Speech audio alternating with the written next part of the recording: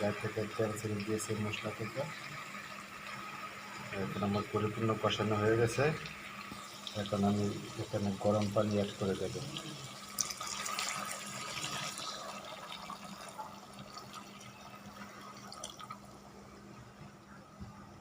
গরম পানি অ্যাড করে কিছুক্ষণ নাড়াচাড়া করে আমি পুনরায় মাংসটাকে জাল দেব।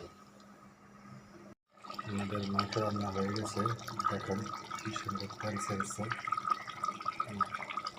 মাংসের তেল